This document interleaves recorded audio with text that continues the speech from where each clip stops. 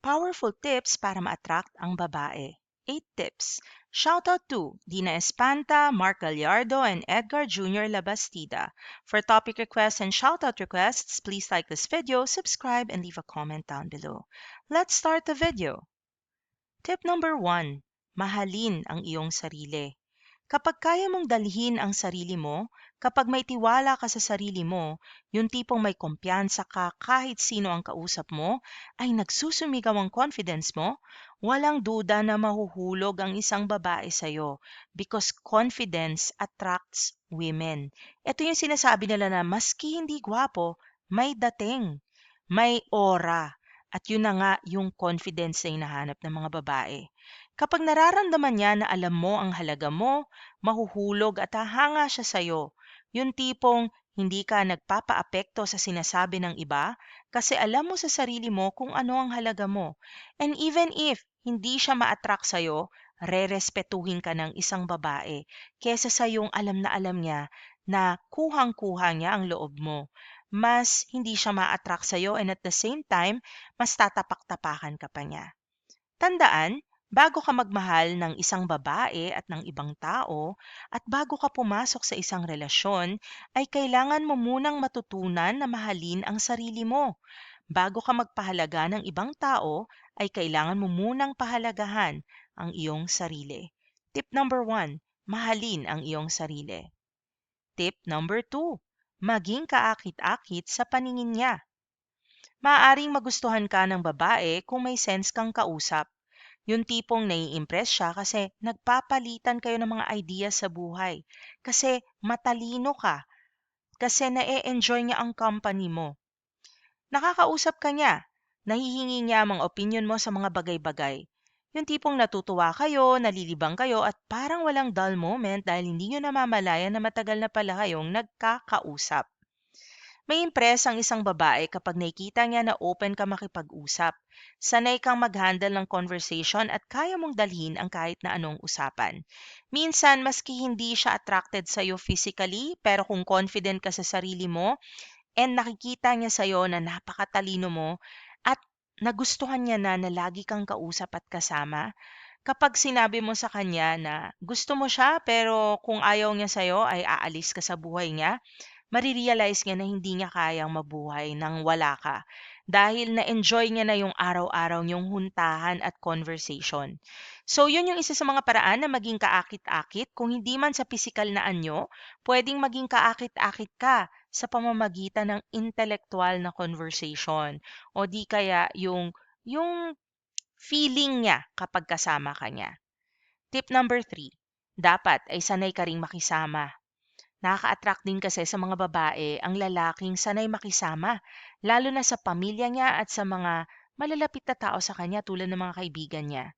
Yung tipong kahit na kanino mo iharap ay kaya niyang dalhin ang sarili niya. Yung hindi ba shy, hindi mahiyain, bagkus ay sanay siyang mag-approach sa ibang tao.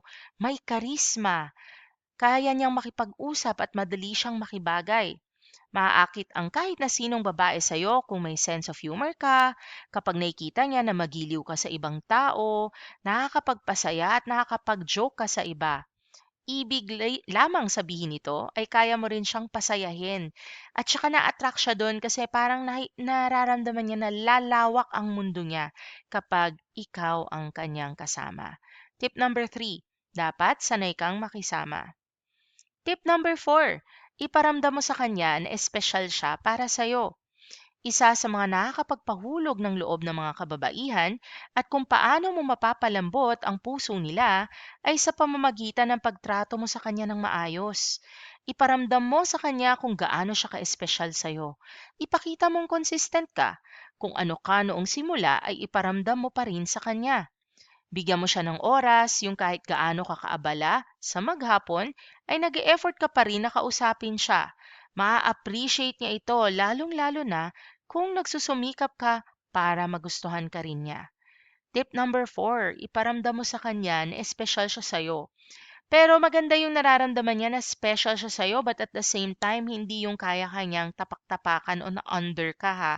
Yung tipong you do nice things for her but also kapag nagte-temper tantrum siya or meron siyang unreasonable na hinihiling sa'yo o di kaya ay Pinapangalanda ka niya na ang disrespect sa'yo, willing ka rin mag-walk away. Kasi importante sa babae yung rinerespeto ka rin niya, nakakaakit din yun sa kanya.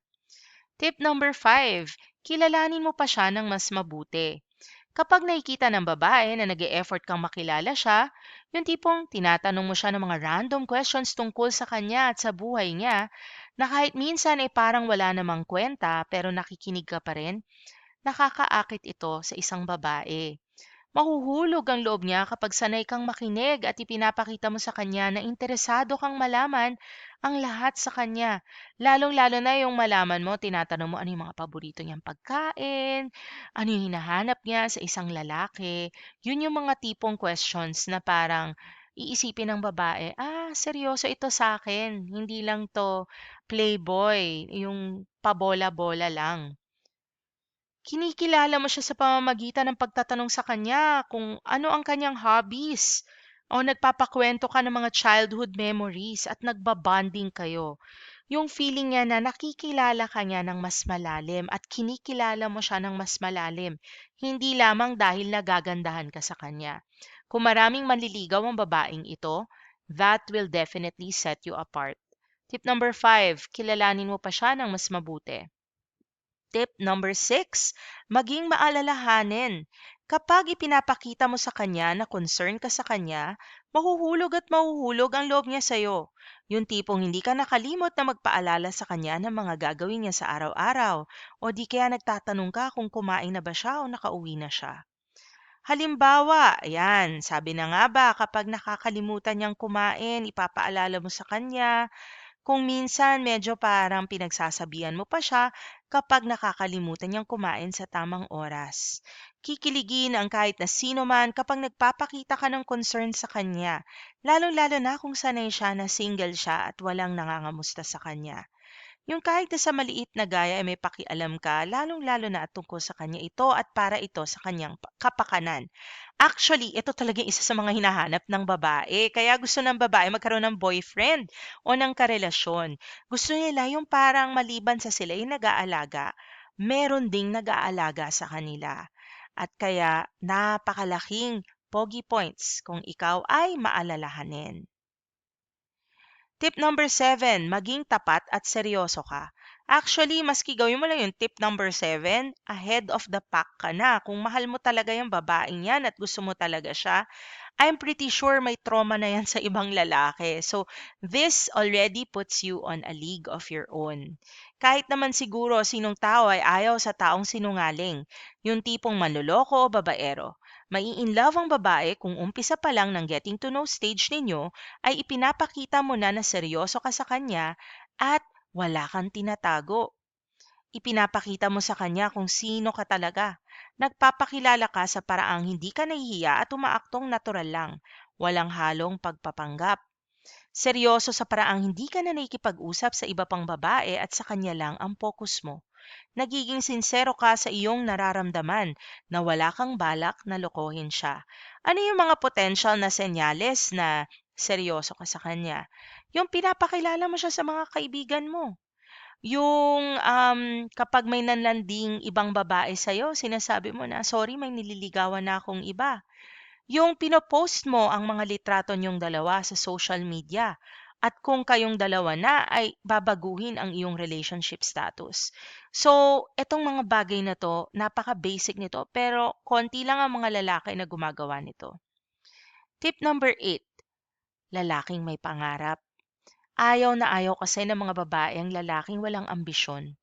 Ibig lamang sabihin nito ay tila hindi ka rin interesado sa kanya na umusad ang inyong buhay ng magkasama. Sumasabay lang sa agos, hindi nag-aaral ng mabuti at parang wala man lang ginagawa para matupad ang mga pangarap. Yung tipong mas inuuna pa ang barkada at ang bisyo kesa gawin ang trabaho o takdang aralin. Pero kung ikaw ay nagsusumikap at nagtsatsaga na matupad ang mga pangarap mo sa buhay, nag-e-effort ka na magtagumpay at ma-achieve ang mga plano mo, mahuhulog ang loob niya sa'yo. Kapag nakikita niya may pangarap ka sa buhay, nangangahulugan lamang ito na seryoso ka sa kanya. Yan. So yan ang mga 8 tips para maakit ang isang babae Ito ay kung seryoso ka sa kanya at gusto mo talaga siyang makarelasyon. Sana ay may natutunan kayo. For topic requests and shoutout requests, please like this video, subscribe, and leave a comment down below. And we hope to see you in future Paano ba Tagalog how-to videos.